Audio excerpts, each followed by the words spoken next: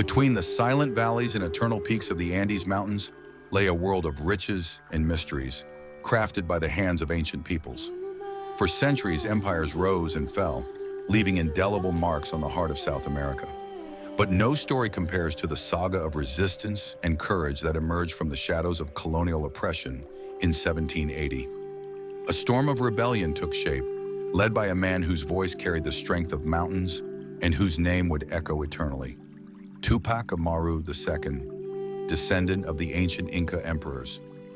This man, driven by the injustices inflicted upon his people, dared to challenge the absolute power of a distant empire.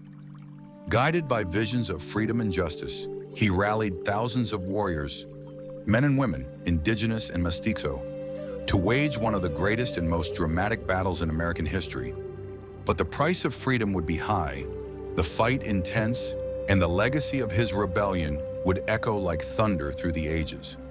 This is the story of Tupac Amaru II's revolt, an epic journey through bravery, tragedy, and hope that still resonates throughout Latin America.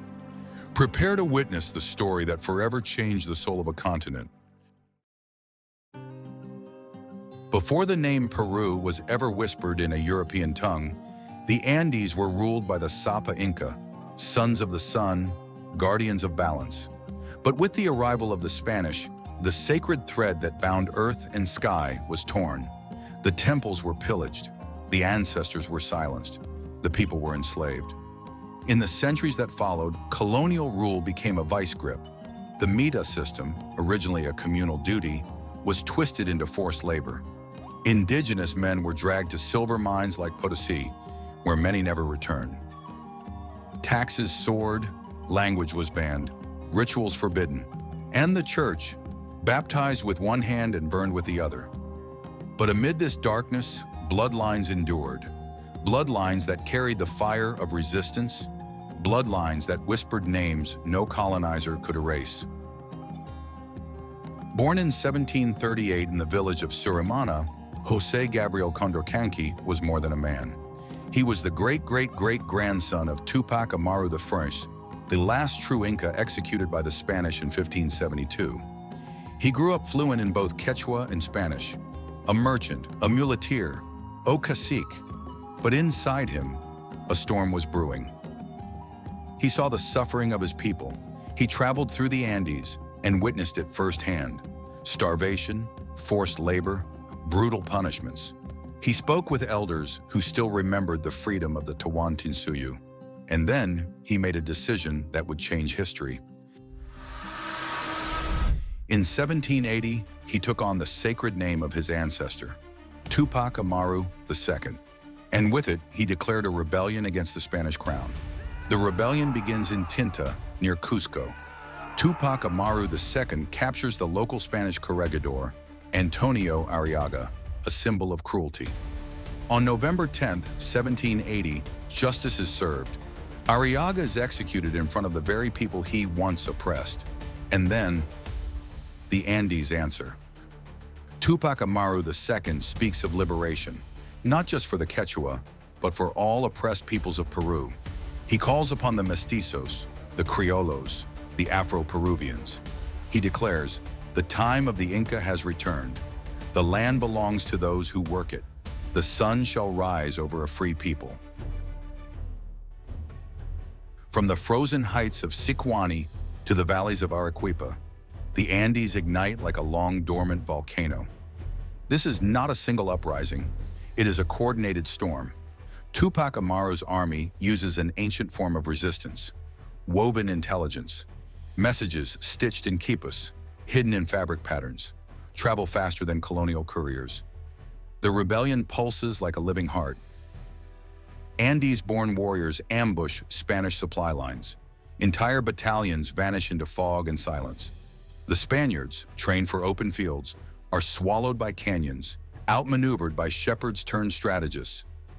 In Tungasuka, the rebels win a decisive battle. Cannons are captured. Colonial officials are taken hostage. Fear spreads through Lima like wildfire. The viceroy orders brutal retaliation. He sends thousands of soldiers into the highlands, merciless, well-armed, and terrified. They do not see warriors. They see ghosts of the empire they buried, and ghosts are hard to kill. Micaela Bastidas is not behind the front lines. She is the front lines. She organizes supply chains, rations food, trains militias. She warns, delay is the enemy, indecision is death. She predicts Spanish movements with chilling accuracy. Some say she dreams them before they happen. Even hardened generals whisper of her as La Madre de la Rebelión. Then comes Sangarara, a turning point. In December 1780, rebel forces encircle a Spanish garrison hiding inside a church. The battle rages until nightfall, and then the church is set aflame. Hundreds of Spanish soldiers perish, some by blade, many by fire. The smoke rises to the heavens, as if carrying the souls of both victor and victim.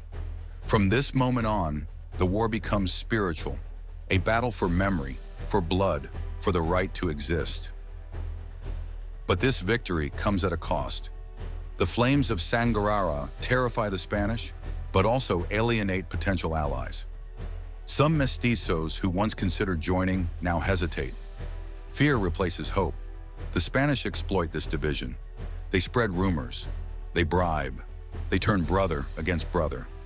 What began as a single cry for justice is now a war. One fought not only with weapons, but with whispers. By early 1781, the Spanish tighten their grip. They close trade routes, poison wells, offer gold for betrayal.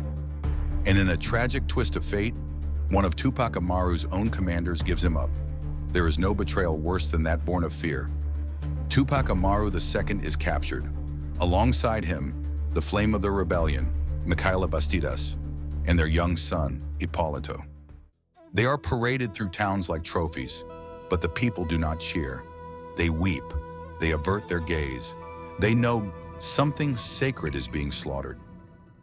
May 18th, 1781, a date carved into the soul of the Andes. Tupac Amaru is sentenced to die, not just as a rebel, but as a symbol. The Spanish intend to erase the Inca from memory.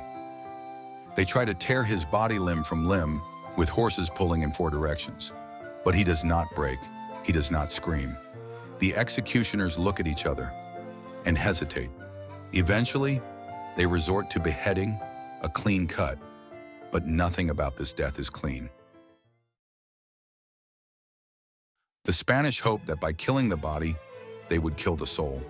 But the opposite happened. In death, Tupac Amaru II became more than a man. He became a myth, a prophecy, a promise whispered across generations. I will return, and I will be millions. Though the Spanish crushed the movement militarily, they failed to erase its memory. The echoes of Tupac Amaru II would inspire future revolutions. Simón Bolívar, San Martín, and countless others. Even centuries later, his final words still ring across time. I will return, and I will be millions. And return he did, in the hearts of every struggle for justice, in every chant for dignity, in every movement that dares to rise against tyranny. He was a bridge between worlds, between gods and warriors, between the past and the future. The history of the Americas was carved by empires, but also by resistance. Yes, there was tyranny. Yes, there was oppression. But in the silence of fear, brave souls chose to raise their voices. Voices like that of Tupac Amaru II, who dared to cry out for freedom, even when the world around him demanded obedience. This is not just a story. It's a tribute to every warrior, known or forgotten, who stood against the tide of domination, who fought not for themselves, but for their people, their lands, and the generations to come. They did not die in vain. They became the seed of a flame, a memory carried by mountains, whispered in villages, etched into the soul of the Americas. And today, we are the echo of their cry. Tell us in the comments, what part of Tupac Amaru II's story moved you the most? Had you heard about him before? Thank you for staying with us until the end. If this story touched your spirit, like the video and subscribe to the channel, because many untold legends still await beneath the dust of forgotten time. We'll meet again in our next epic journey, where gods and warriors still walk among shadows and stars.